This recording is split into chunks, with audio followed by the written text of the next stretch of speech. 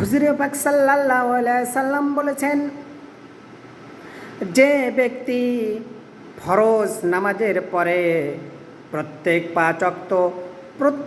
পাঁচ ওয়াক্ত ফরজ নামাজের পরে ৩৩ বার সুবহানাল্লাহ বলবে,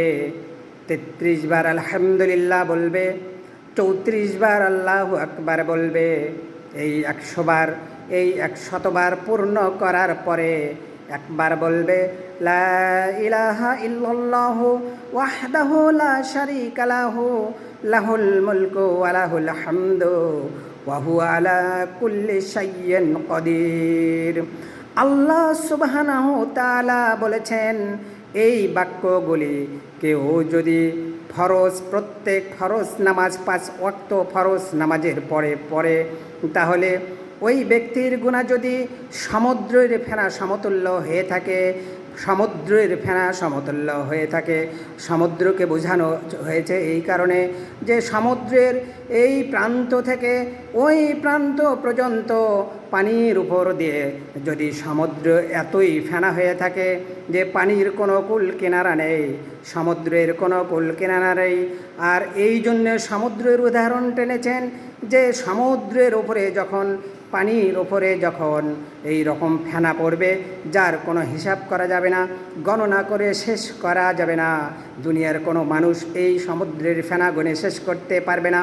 এই জন্য বলা হয়েছে, ওই সমুদ্রের ফেনা সমতুল্য পরিমাণ যদি তার জীবনের গুনাহ হয়ে থাকে, এটা আল্লাহ সুবহানাহু ওয়া তাআলা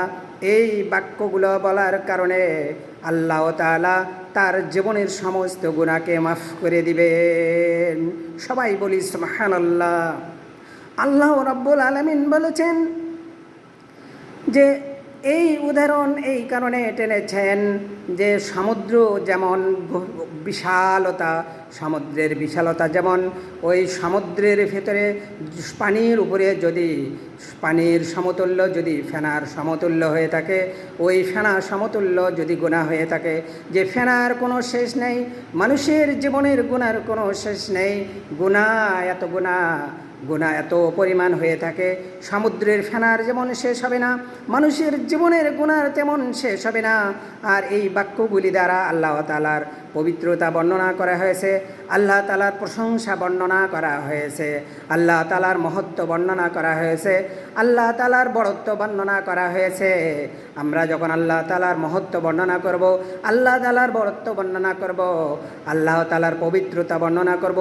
আল্লাহ সুবহানাহু ওয়া তাআলা অনেক খুশি হয়ে থাকেন। যখন আমরা এই বর্ণনাগুলি করে থাকি, তখন আল্লাহ সুবহানাহু ওয়া তাআলা আমাদের উপরে খুশি হয়ে থাকেন। আল্লাহ তাআলা আমাদের উপরে খুশি হয়ে আল্লাহ তাআলা বলেছেন, যখন মানুষ আমার এই বড়ত্ব মহত্বগুলো বর্ণনা করবে, আমার প্রশংসা করবে, আমার গুণ কীর্তন করবে, আমার হুকুম আহকাম মেনে চলবে, আমার বড়ত্ব ঘোষণা করবে, আমার মহত্বর ঘোষণা করবে, তখন আমি আল্লাহ রাব্বুল আলামিন ওই মানুষের জীবনের গুনাহ যদি সমুদ্রের ফেনা সমতুল্য হয়ে থাকে, আমি আল্লাহ রাব্বুল আলামিন ওই মানুষের জীবনের সমস্ত গুনাহকে আমি মাফ করে দেব। সুবহানাল্লাহ।